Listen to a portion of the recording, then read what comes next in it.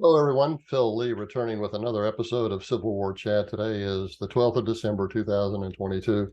Click on the subscribe button down here in the lower right to subscribe to future episodes, and also the notification bell in the far upper right to be notified when they're released. Now, also, if you fail to click on that notification bell, then Santa Claus is going to know that you haven't been good, and all you're going to get for Christmas is a stocking full of coal. Today's topic is a Confederate Arlington tale. But before we get into that, I want to show you a book that links into this story. This is Southern Reconstruction by me, Philip Lee, that tells the story of Reconstruction as it's not told by academics. One of the key differences is that this book tells you the story from both the Northern point of view and the Southern point of view. So, for example, almost all the stories of out of academia concerning Reconstruction almost totally ignore the Gilded Age at the North, but you can't do that if you really want to understand what was going on during Reconstruction. So, Southern Reconstruction by Philip Lee. I believe it's $26 at Amazon, Barnes & Noble, and all fine bookstores. If you want an autographed copy from me, then email me, Phil, Phil_Lee, Leigh, at me.com. This will make a great Christmas gift. If you want to get it, you got to order it today because we're getting close to Christmas. I will cover postage if you want it. It would be $30 if you buy an autographed copy from me. If you buy the regular copy without the autograph from Amazon, Barnes & Noble, then it's $26 and the delivery will be dependent upon them. Okay, so let me go ahead and get into our episode today. This is actually written by Rick Sapp, S-A-P-P, of his Trudge to Truth website. So if you want to get the information on that, go to Trudge to Truth and you'll find information about Rick Sapp. In March 1893, President Grover Cleveland appointed Hilary Herbert as Secretary of the Navy. Now, Herbert was a proponent of Alfred Mahan's geopolitical theory concerning the primacy of naval power. He did much to enlarge and upgrade the American Navy before the Spanish-American War because of his beliefs in that theory. Now, Colonel Herbert was a lawyer educated at the University of Alabama, 1853, and the University of Virginia, 1854.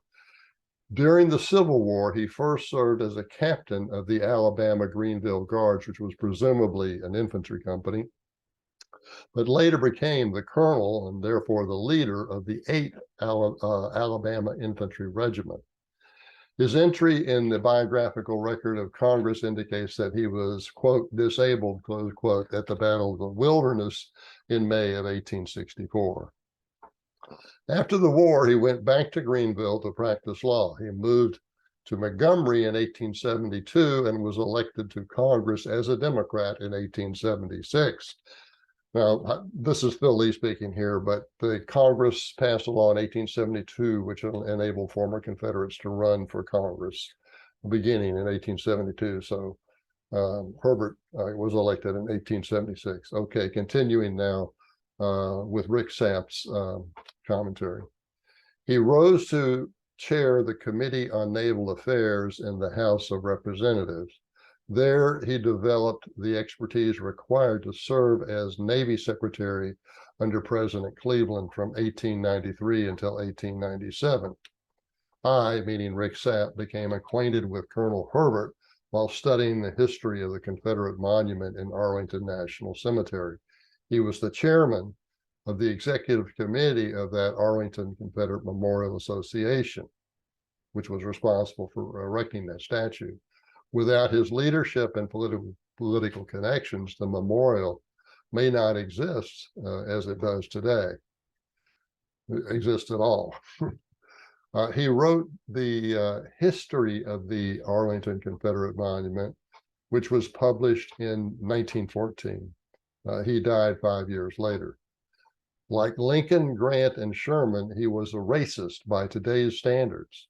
As a member of the House of Representatives, he generally opposed the 1867 Reconstruction Acts. His concise history of the United States, contained within his history of the Arlington Monument, is characterized as, quote, lost cause nonsense, close quote, by academics today. They twist his words and associate things with his writings with no evidence. The truth is that he was a man of his times and a great American. He was he was a force for reunion and goodwill, a Confederate colonel, the Secretary of the United States Navy. Wow, what a country. Okay, that finishes Rick's commentary. One of the things I like about his blogs posts is they are concise. I will point out, however, he cites here that Herbert was racist and implies that it was more supporting as evidence that was, he cites as evidence for that racism, his general opposition to the 1867 Reconstruction Acts. Now, I know one can make that argument, and certainly the academics do, but the real reason that white Southerners opposed the Reconstruction Acts is because they knew that they would fabricate vassal regimes in the Southern states, which would simply be Republican puppets, thereby keeping the Republicans in power in Congress. And that is true. That is what happened. It's a question of, a question of perspective and how you want to look at this. So the Reconstruction Acts were designed to be racially enlightened acts, or they were designed to keep the Republicans in power politically. We're facing the same situation today, that Democrats will tell us that the reason they want our borders to be open is because that they want to be altruistic to people in other parts of the world that don't have the advantages that we have here in the United States. So it's all about their high moral standards and their altruism.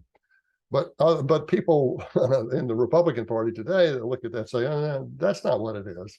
All it is that is just a cover for the intent to let illegal immigrants into this country and get them into the Democratic Party out of gratitude for letting them in free. I'm convinced that's the real objective of the Democrats. Now, you may feel differently, but I'm convinced of it, as are most Republicans. So this point about the 1867 Reconstruction Acts was much the same. One could say, well, they were racially enlightened acts, but it could be also argued, and I think effectively, that the real purpose of those acts was simply to create Republican-controlled vassal regimes, puppet regimes in the South, so that the Republicans could stay in power in Washington. Now, if you want to get real well informed on that sort of thing, I recommend again the Confederacy, Southern Reconstruction by Philip Lee, $26 at Amazon, $30 if you want an autographed copy from me. Okay, that is our show for today. I want to thank you for watching. I look forward to seeing you next time.